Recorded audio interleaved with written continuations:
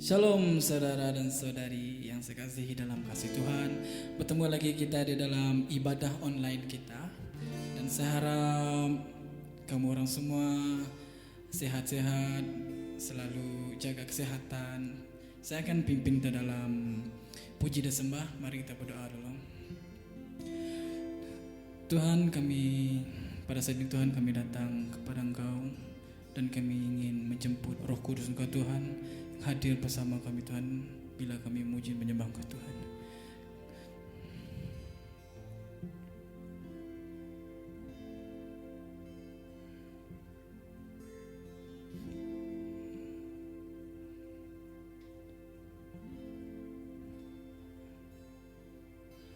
Roh-Mu yang hidup penuhiku, mengalir dalamku. Jiwaku tenang bersamamu dalam naunganmu.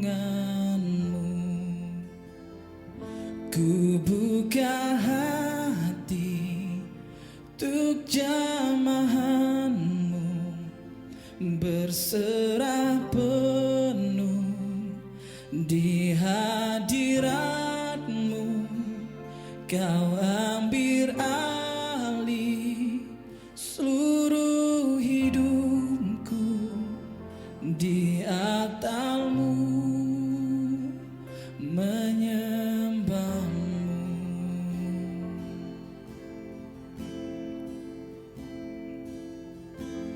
Roh-Mu yang kudus pulihkanku, Engkaulah damaiku.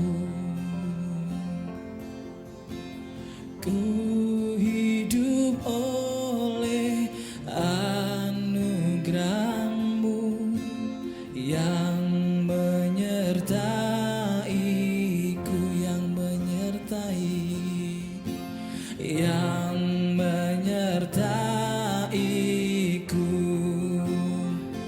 Ku buka hati untuk jamahanmu, berserah penuh di hadiratmu. Kau ambil alih seluruh hidupku, di atalmu menyembahmu. Ku buka hati untuk jamahanmu, berserah penuh di hadiratmu.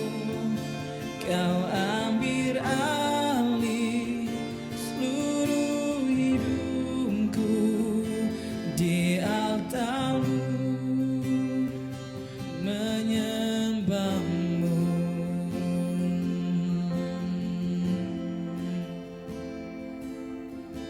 Roh-Mu yang hidup penuhiku, mengalir dalamku.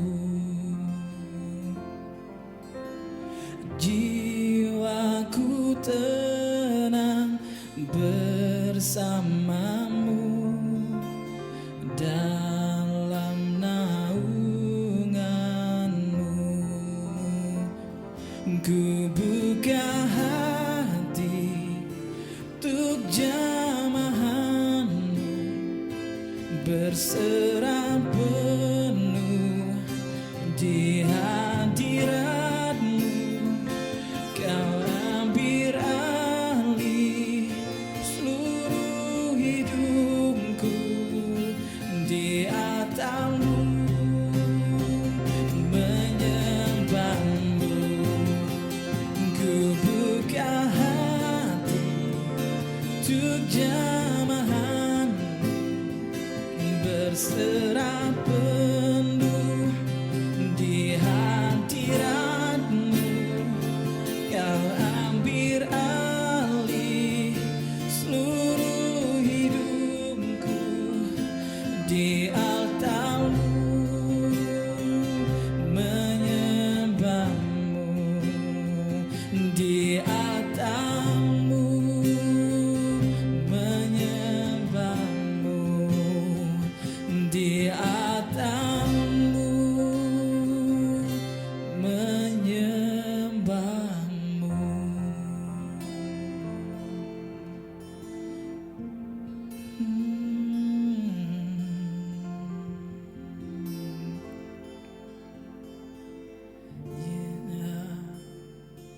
Haleluya.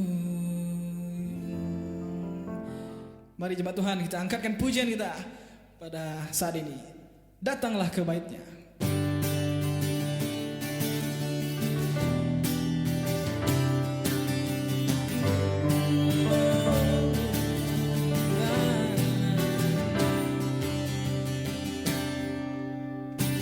Datanglah ke bait-Nya dengan hati bersyukur, ke dalam pelantaran jam dengan bersuka rasakan dan lihatlah betapa baiknya Tuhan bagi yang berlindung padanya.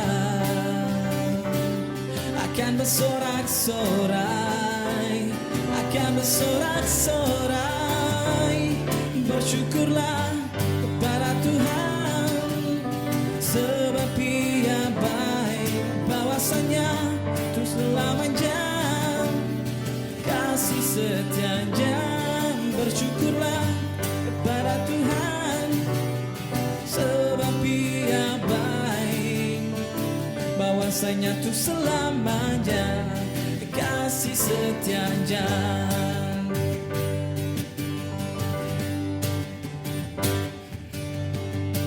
Datanglah ke bait-Nya dengan hati bersyukur, ke dalam pelantaran jam dengan hati bersuka rasakan dan lihatlah betapa baiknya Tuhan bagi yang berlindung padanya.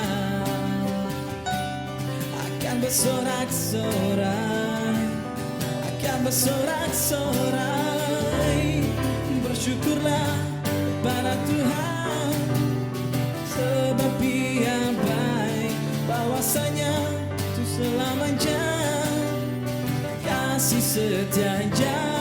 Bersyukurlah kepada Tuhan, sebab Ia baik, bahwasanya itu selamanya, bahwasanya itu selamanya, bahwasanya itu selamanya kasih setianya.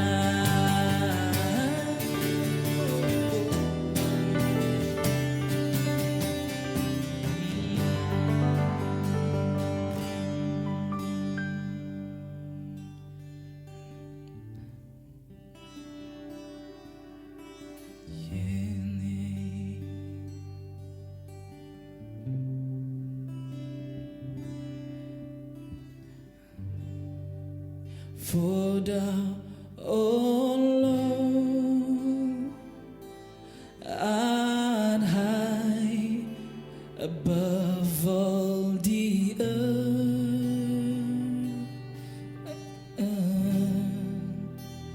Thou art exalted far above all God.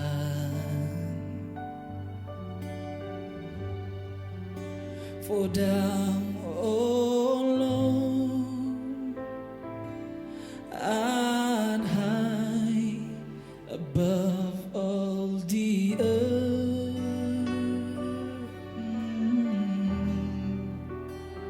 Thou art exalted far above all God.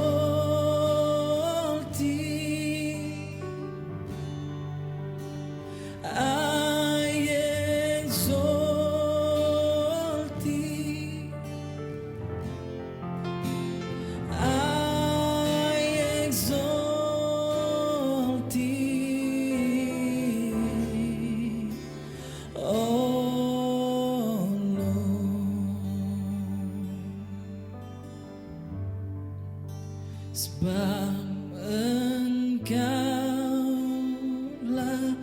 Tuhan yang maha tinggi, Kau dimuliakan atas segala Allah.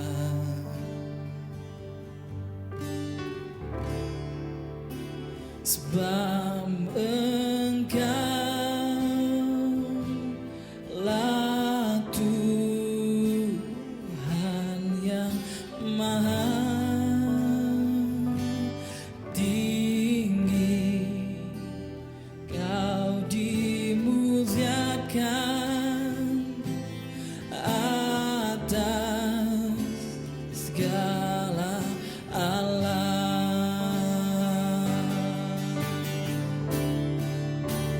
Kau ku sembah,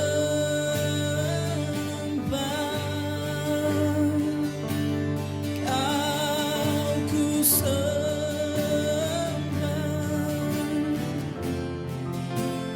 Kau ku sembah,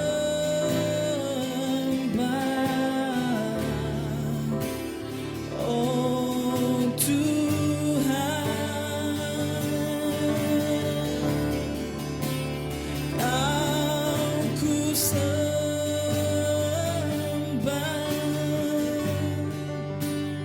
Kau ku sembah,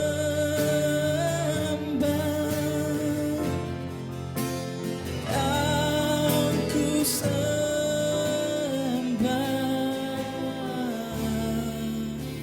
oh Tuhan.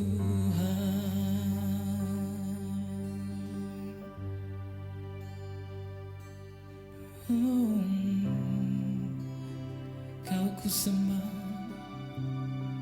kami sembah Engkau Tuhan. Terima kasih Tuhan atas penyertaan Engkau sepanjang kehidupan kami Tuhan. Kami percaya Tuhan, kami selalu bersyukur pada Engkau Tuhan, sebab Engkau selalu baik buat kami Tuhan. Memang kami layak dan Engkau layak untuk disembah Tuhan, untuk selamanya Tuhan. Terima kasih Tuhan, terima kasih Tuhan. Amin.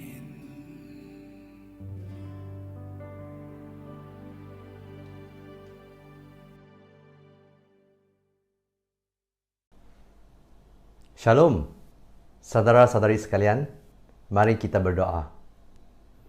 Bapa kami di syurga, kami berterima kasih kerana dapat menerima dan mendengar firman Tuhan. Berikan kami hikmat supaya kami boleh memahami kehendak Tuhan untuk setiap individu. Dalam nama Yesus kami berdoa. Amin. Saya akan baca daripada Keluaran pasal 33 ayat 1 sehingga 7. Keluaran 33 ayat 1 sehingga 7. Tuhan berfirman kepada Musa, "Berangkatlah dan pergilah dari tempat ini, kamu serta umat yang telah kamu pimpin keluar dari tanah Mesir itu.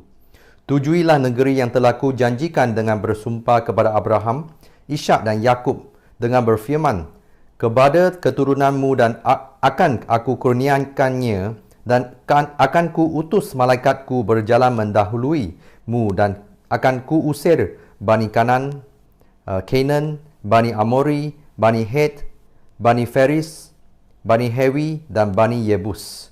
Pergilah ke negeri yang berlimpah-limpah susu dan madu itu. Atas sebab kamu umat yang keras kepala, aku sendiri tidak akan hadir menyertai kamu. Arga aku tidak membinasakan kamu ketika kamu dalam perjalanan. Apabila terdengar kata-kata ancaman yang mengerikan itu, berkabunglah umat itu. Tiada sesiapa pun antara mereka memakai barang perhiasan. Firman Tuhan kepada Musa, katakanlah kepada orang Israel, kamu ini umat yang keras kepala. Jika aku hadir menyertai kalangan kamu, walaupun sekadar sedetik sahaja, tentu aku akan membinasakan kamu. Sekarang, tanggalkanlah perhiasanmu dan aku akan mempertimbangkan apa yang akan kulakukan terhadapmu. Maka bermula dari Gunung Horeb, orang Israel tidak lagi memakai barang perhiasan mereka. Sudah kebiasaan untuk Musa mengambil sebuah kemah, lalu memasangnya di luar kawasan perkemahan, agak jauh dari perkemahan.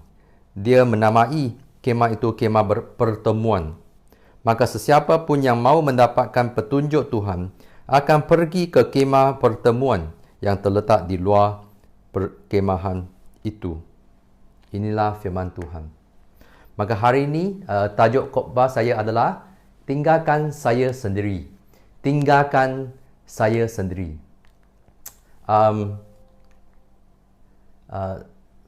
Semasa kita menerima Yesus Kristus, kita biasanya akan buat satu prayer, satu doa yang kita biasanya cakap sinner's prayer. Okay? Doa untuk menerima Yesus Kristus. Biasanya dalam doa ini, dalam isi kandungan doa ini, kita akan janji ataupun mengisytiharkan bahawa kita akan mengikuti Yesus dan kita mahu menerima Yesus sebagai juru selamat dan Tuhan dalam kehidupan kita. Savior and the Lord of our lives. Juru selamat dan Tuhan dalam kehidupan kita. Untuk setiap orang Kristian, kita memang mahu Yesus Kristus menjadi juru selamat kita untuk menyelamatkan kita daripada dosa, daripada penghakiman Allah, daripada neraka. Itu memang kita maulah. Tapi adakah kita mahu Yesus untuk menjadi Tuhan, untuk jadi the Lord, Tuhan dalam kehidupan kita? Adakah kita mahu dia untuk menentukan arah kehidupan kita? Maka biasanya kita cakap, kita mahu pasport. Kita mahu pasport ke syurga. Maka kita mahu Yesus untuk menjadi juru selamat untuk kita. Tapi semasa kita nak membuat keputusan untuk kehidupan kita, biasanya kita tidak mahu Yesus Kristus untuk mengganggu ataupun bercampur tangan dalam keputusan kita. Maka untuk banyak orang Kristian, kita mahu Yesus menyelamatkan kita, tetapi kita tidak mahu Yesus memimpin atau menjadi pedoman, panduan dalam kehidupan kita. Macam mana kamu tahu, adakah kamu memandangkan Yesus sebagai juru selamat dan Tuhan, ataupun kamu hanya memandangkan Yesus sebagai juru selamat sahaja?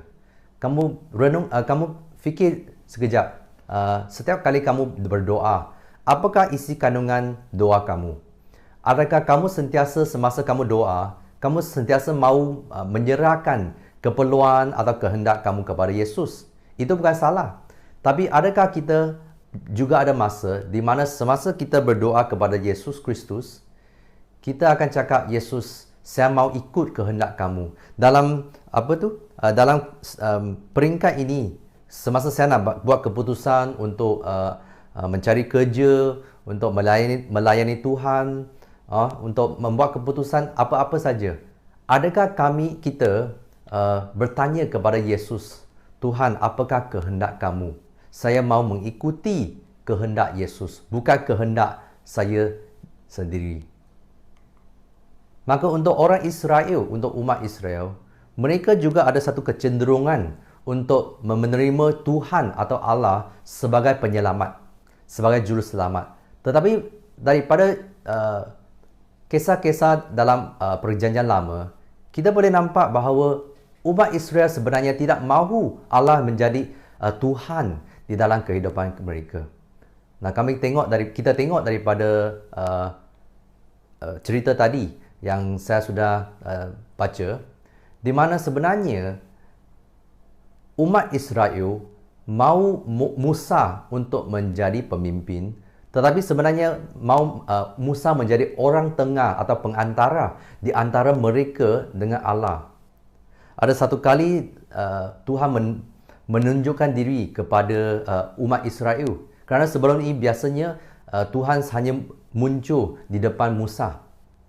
Tapi ada satu kali di dalam Keluaran pasal 20, Tuhan menunjukkan diri sendiri kepada umat Israel. Dan selepas Tuhan berbicara ataupun menyampaikan arahannya kepada umat Israel, Apakah reaksi umat Israel?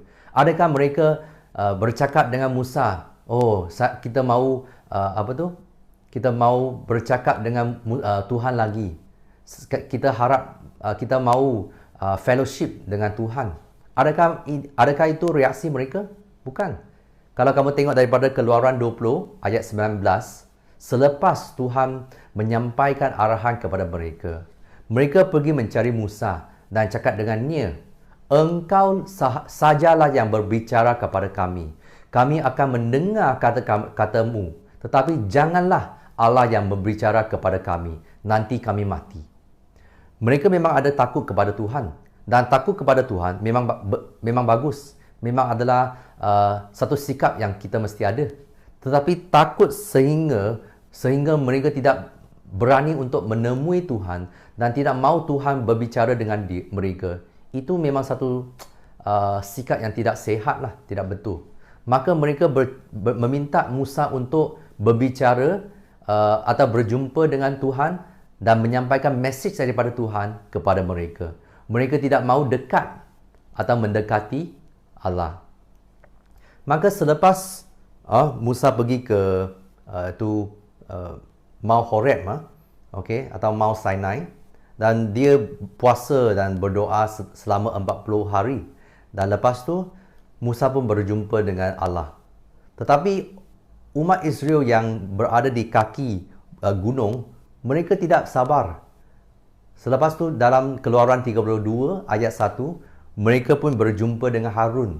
Mereka minta, buatkan kami Tuhan-Tuhan yang dapat memimpin kami kerana kami tidak tahu apa yang telah terjadi kepada Musa yang membawa kami keluar dari tanah Mesir.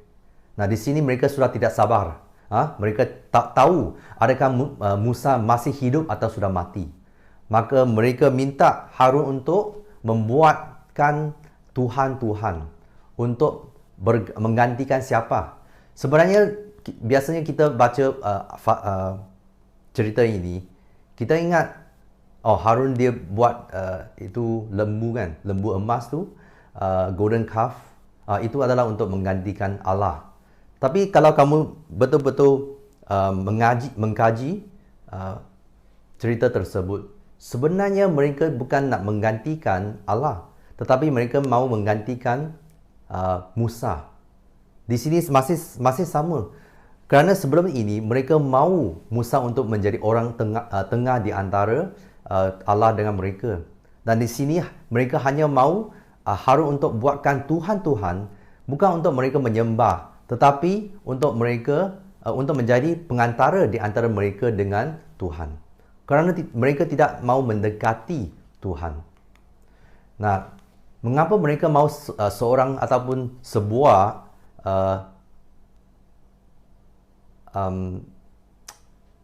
lembu emas sebagai pengantara? Kerana selepas Harun sudah buat Tuhan tersebut ataupun sudah buat patung, ada idol tersebut, berhala, apa yang mereka buat? Keluaran 32 ayat 6. Pagi-pagi lagi pada keesokan harinya, bangunlah mereka lantas. Mereka mempersembahkan korban bakaran serta membawa korban kedamaian. Nah, di sini korban tersebut sebenarnya adalah untuk Allah. Tetapi mereka mahu berhala tersebut untuk mewakili Tuhan, untuk menjadi pengantara di antara mereka dengan Allah. Dan umat itu duduk untuk makan minum, lalu bangkit untuk bersukaria. Nah, perkataan bangkit, sebenarnya maksudnya adalah untuk berdosa dalam aktiviti seks. Berdosa dalam aktiviti seks. Maka di sini kita boleh tengok kenapa mengapa mereka mahu satu pengantara di antara mereka dengan Allah.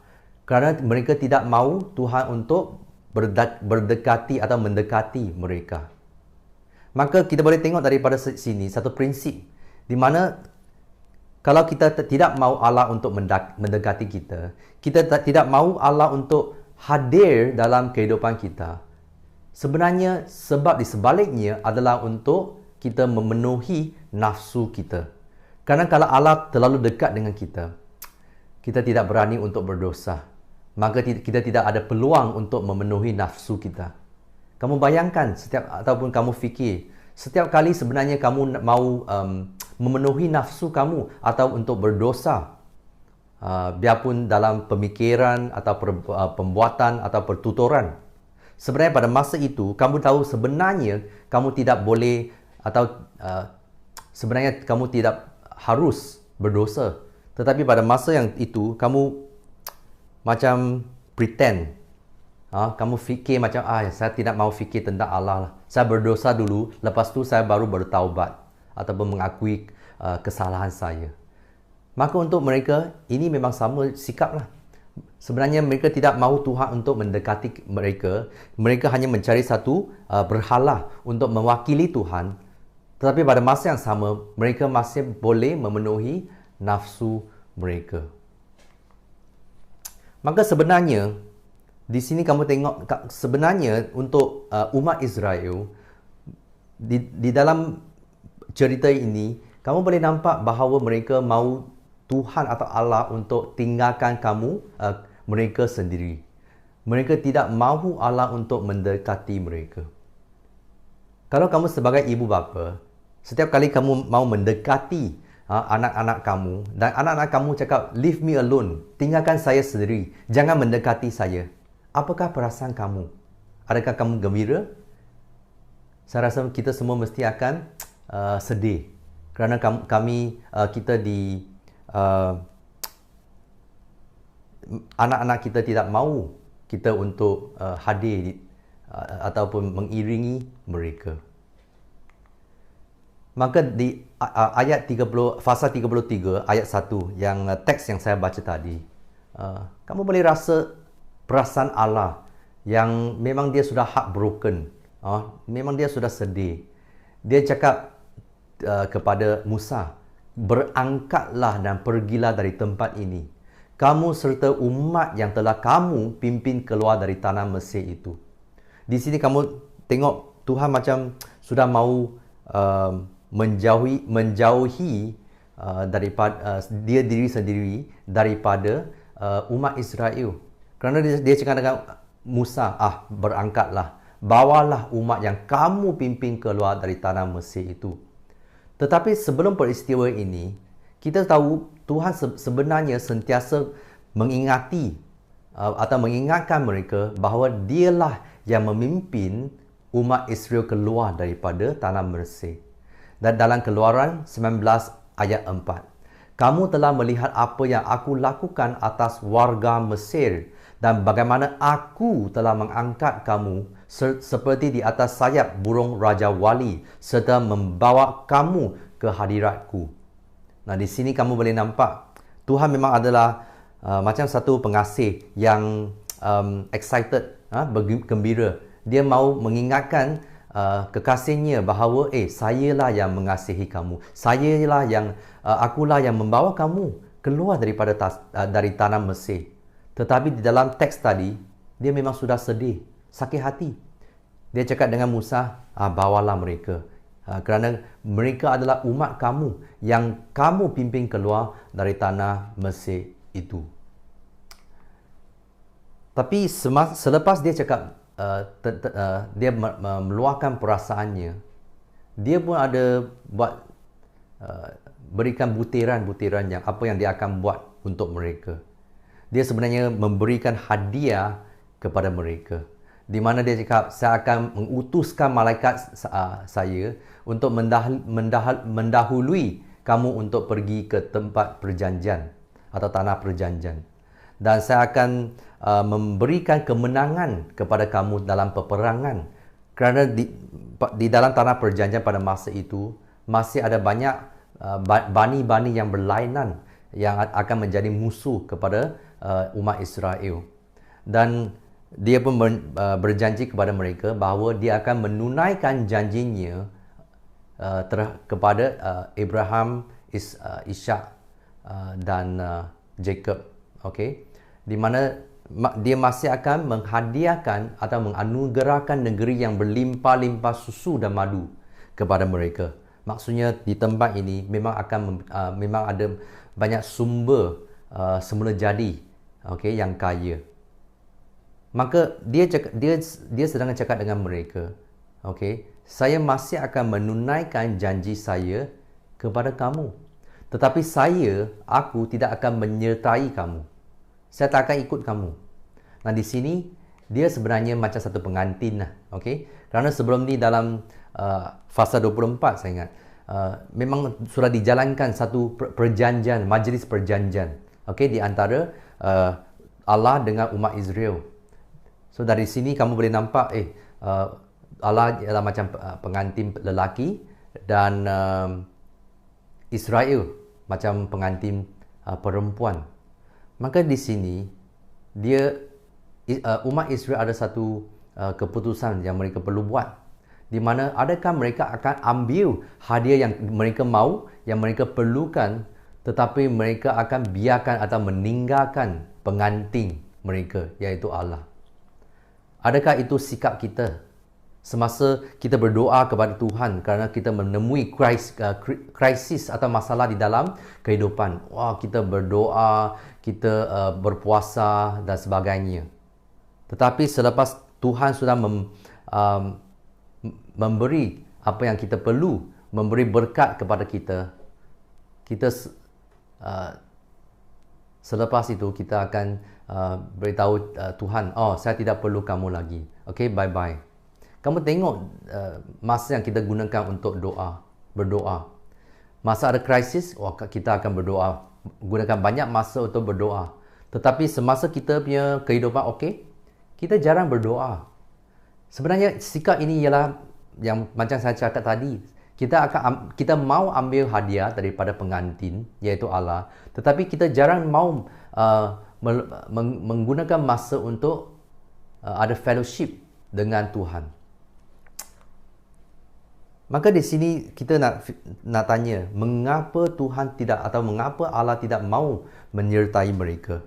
Kerana sebelum ni memang Allah sudah berjanji, saya akan menyertai kamu. Mengapa? Kerana dia cakap kamu adalah umat yang keras kepala. Stiff neck people dalam bahasa Inggeris. Umat yang keras kepala. Kita tahu itu memang maksudnya stubborn lah. Tapi ini memang adalah satu contoh atau analogi yang Tuhan ambil daripada konteks tersebut. Kerana biasanya keras kepala, istilah ini adalah digunakan untuk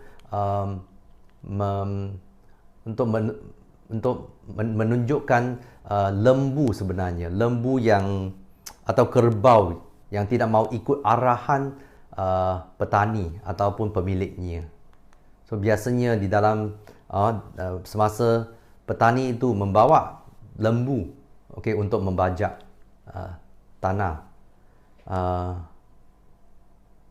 Pada masa itu dia akan pegang satu batang kayu yang tajam. Dalam bahasa Inggeris, goad. G-O-A-D, goad. Maka kalau kerbau tersebut tidak ikut arah yang petani mahu dia ikut, petani tersebut akan gunakan itu kayu yang tajam itu dan secara lembut dia akan poke, maksudnya dia akan cucuk secara lembut, cucuk kepala ataupun sebenarnya leher, neck, kerbau tersebut. Dia akan cucuk supaya kerbau diingatkan bahawa ini adalah arah yang betul, kamu sudah terpesong. Maka kalau kerbau tersebut tidak mahu ikut arahan ataupun peringatan daripada petani itu akan cakap, ni kerbau keras kepala. Maka sama juga untuk Tuhan. Dia cakap, untuk dia dalam pemikirannya, sudah banyak kali dia sudah cakap dengan umat Israel apa yang perlu mereka buat, apa yang mereka perlu mentaati kepada Tuhan. Tetapi sudah banyak kali mengingatkan, tapi banyak kali mereka sengaja melanggar perintah Tuhan. Memang stubborn. Nah, untuk kita dalam kehidupan kita, adakah kita pun macam tu? Di mana kita sentiasa sebenarnya kita tahu apa yang perlu dibuat, apa yang tidak semestinya dibuat, tapi kita sengaja melanggar perintah Tuhan. Kerana dalam pemikiran kita atau fikiran kita, kita tahu selepas berdosa, saya masih boleh bertaubat, mengakui dosa dan Tuhan akan mengampuni saya. Adakah kita sebagai individu di dalam pandangan Tuhan adalah umat yang keras kepala? Ini adalah satu poin yang kita mesti renungkan. Minggu lepas kita tengok itu semasa bekas Perdana Menteri kita Najib, dia pergi ke mahkamah kan, maka banyak dia punya penyokong ikut saja, ikut dia untuk memberi sokongan. Dan pada masa itu Director General of Health Nur Hisham Abdullah, dia pun buat beri satu komen di dalam Twitternya. Dia cakap sudah terang lagi bersuluh setiap hari Kementerian Kesihatan mengingatkan rakyat Malaysia untuk patuh kepada SOP untuk penjarakan selamat sekurang-kurangnya 1 meter, memakai pelitup separuh muka dan kerap cuci tangan. Sedih bila melihat keadaan begini, tiada kawalan sendiri. Nah, di sini kamu boleh berasa kesedihan dan kekecewaan daripada Nur Hisham. Sudah banyak kali Kementerian Kesihatan mengingatkan rakyat Malaysia, tetapi masih ada banyak orang mengingkari dan melanggar perintah. Kalau dia pun boleh berasa macam ni, Allah Bapa kita Allah Bapa kita lagi pun dia akan berasa kesedihan dan kekecewaan setiap kali kita melanggar perintahnya. Tetapi walaupun Tuhan dia memang sakit hati, tetapi kita boleh tengok daripada teks ini rahmat Allah kepada umatnya. Allah walaupun dia sedih, walaupun dia marah, dia masih mahu memberikan rahmat mercy-Nya kepada umatnya. Dalam ayat ketiga, ayat 5 bagi Keluaran 33, dia cakap, sekarang tanggallah perhiasanmu dan aku akan mempertimbangkan apa yang akan ku lakukan terhadapmu. Maka starting dia cakap, saya tak mahu ikut kamu, saya macam sudah nak putus hubungan dengan kamu. Tetapi pada masa yang sama, dia pun cakap, okeylah, kamu menanggalkan perhiasanmu dulu. Biarkan saya mempertimbangkan, biar saya fikir dulu apa yang akan ku lakukan terhadapmu. Maksudnya di sini, pintunya masih belum tutup lagi. Dia cakap, saya tak mau ikut kamu. Tapi dia masih tunggu, tengok respons daripada umatnya, adakah mereka akan bertaubat. Kalau mereka bertaubat, mungkin dia akan tarik balik dia punya keputusan. Dan dalam ayat ke-7, sudah kebiasaan untuk Musa mengambil sebuah kemah lalu memasangnya di luar kawasan perkemahan, agak jauh dari perkemahan. Dia menamai kemah itu kemah pertemuan. Maka sesiapa pun yang mahu mendapatkan petunjuk Tuhan akan pergi ke kemah pertemuan yang terletak di luar perkemahan itu. Ini berlaku selepas mereka sudah berdosa, selepas Tuhan sudah cakap dengan mereka, saya tidak akan menyertai kamu untuk pergi ke tanah perjanjian. Tapi Musa dia buat keputusan untuk membawa sebuah kemah untuk memasang di luar kawasan perkemahan untuk menunjukkan bahawa Tuhan tidak berada di kalangan mereka. Maka ada jarak di antara kemah tersebut dengan perkemahan umat Israel. Tetapi Musa masih mahu mencari peluang untuk umat Israel untuk bertemu dengan Tuhan. Maka di sini sesiapa yang mahu mendapatkan petunjuk daripada Tuhan akan pergi ke kemah pertemuan. Walaupun Tuhan sudah sakit hati, walaupun Tuhan sudah marah, tapi dia masih memberi peluang kepada umat Israel untuk datang walaupun di luar perkemahan, tapi datang ke dalam kemah pertemuan untuk berjumpa dengannya. Maka ini adalah Tuhan kita. Walaupun kadang-kadang kita menyakitkan hatinya, kita menyebabkan dia untuk marah terhadap kita kerana dosa kita, kerana kita sudah menjadi umat yang keras kepala. Tapi kita bersyukur kepada Tuhan kerana Tuhan tidak melepaskan ataupun tidak melarikan diri daripada kita. Walaupun Dia yang cakap dengan kita, tinggalkan saya sendiri. Tapi itu adalah sebab umat Israel tidak mahu Dia mendekati mereka. Tapi di sini, adakah kita sentiasa cakap dengan Tuhan atau melalui tindak laku kita, kita tidak mahu Tuhan untuk mendekati kita. Tetapi di sini, walaupun mereka sudah bersalah, walaupun Tuhan sudah marah, Dia masih memberi peluang untuk mereka bertaubat dan pulang ke dalam perhubungan ataupun hubungan tersebut. Maka kita mau terus untuk menjalin hubungan yang rapat dengan Tuhan, dan jangan menyebabkan Tuhan untuk cakap dengan kita, jangan mendekati saya, kerana kamu yang tidak mendekati saya. Okey, kita mahu mendekati Tuhan. Kerana kalau Tuhan tidak mendekati kita, kita akan sentiasa berdosa dan mungkin susah untuk melarikan diri daripada cubaan di dalam kehidupan. Mari kita berdoa. Bapa kami di syurga, kami bersyukur kerana Engkau adalah Tuhan yang memberi rahmat kepada kita. Walaupun kadang-kala kamu akan berasa marah ataupun sedih kerana kekerasan kepala kita, tetapi kita masih mahu berterima kasih kepada Tuhan kerana kamu masih mahu kita ada fellowship dengan kamu. Ini dalam nama Yesus kami berdoa. Amin.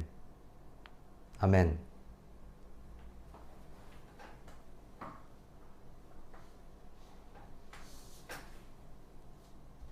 Saudara-saudari sekalian, Shalom. Kita akan menyediakan hati kita untuk menerima perjamuan suci pada hari ini. Saya akan baca satu petikan daripada 1 Korintus pasal 11 ayat 23 sehingga ayat 29. 1 Korintus pasal 11 ayat 23 sehingga 29.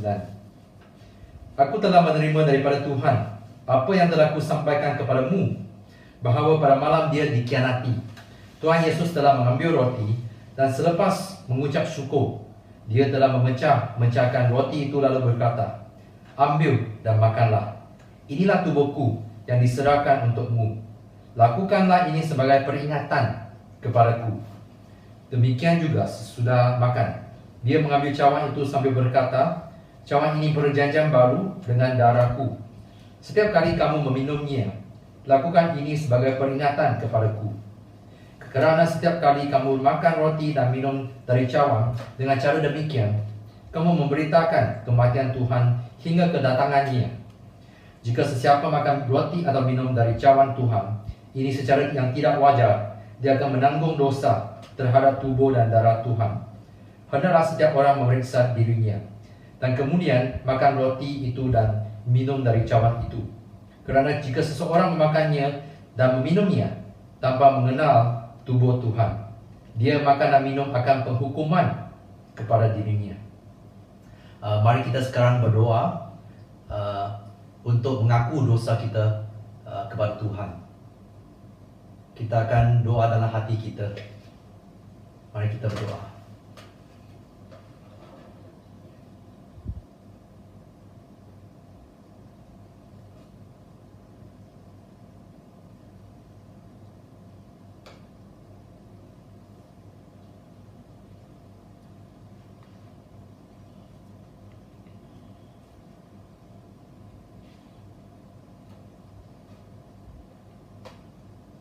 Mari kita berdoa. Bapa kami di syurga, kami bersyukur kerana kami dapat menghimpun di sini, walaupun di dalam rumah yang berlainan, tetapi kami boleh berhimpun bersama dalam hati kami. Dan kami mau berterima kasih kepada Tuhan kerana sudah mengampuni semua dosa kami. Dan kami mau bersyukur kerana Engkau melimpah kasih karunia-Mu kepada kami. Ini kami berdoa dalam nama Yesus. Amin.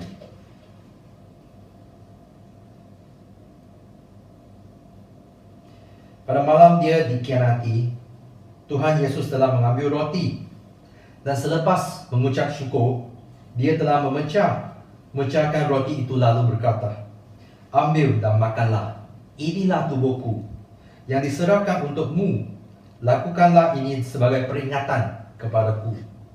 Demikian juga, sesudah makan, dia mengambil cawan itu sambil berkata, "Cawan ini perjanjian baru dengan darahku.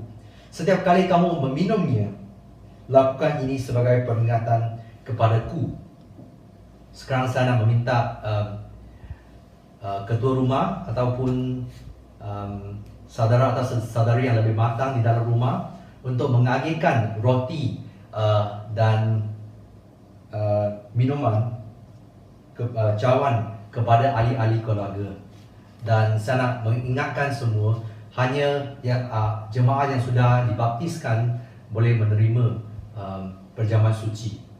Okey, so saya akan berikan 1 minit untuk ketua rumah ataupun jemaah yang lebih matang dalam kerohanian untuk mengagihkan cawan dan roti kepada semua ahli keluarga yang sudah dibaptis.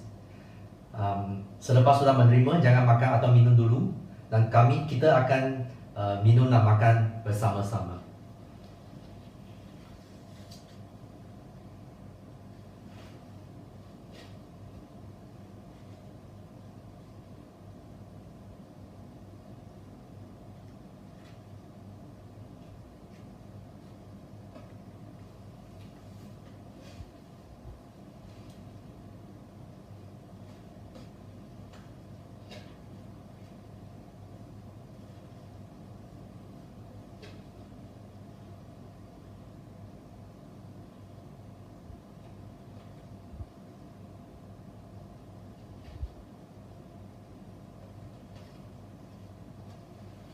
Okey, semua sudah menerima cawan dengan roti. Mari kita semua yang sudah menerima roti dengan cawan, sila berdiri.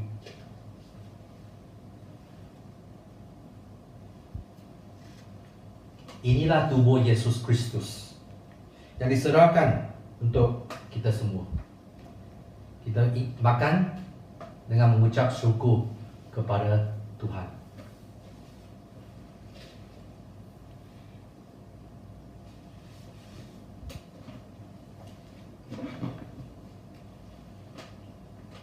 Cawan ini perjanjian baru dengan darah Yesus. Mari kita minum dengan hati yang bersyukur.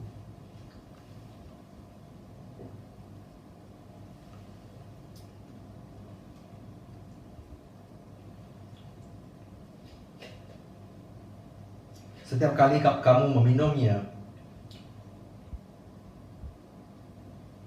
dan makan roti dengan cara demikian, kamu memberitakan kematian Tuhan hingga kedatangannya.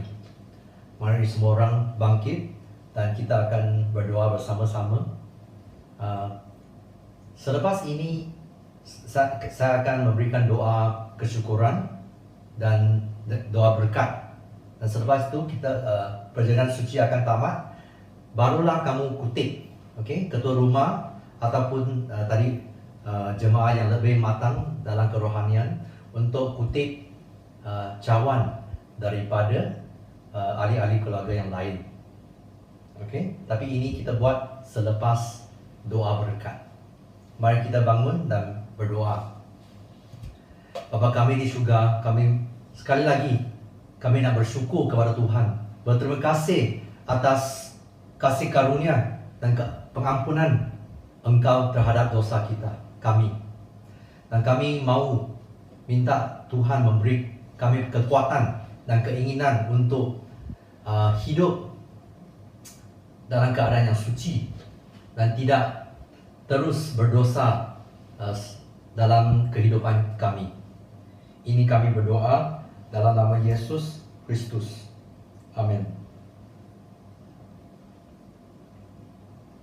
Mari kita menerima berkat daripada Tuhan.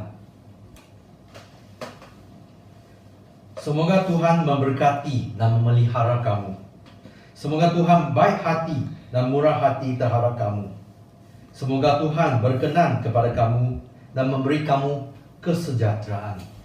Amin. Perjamuan suci sudah selesai.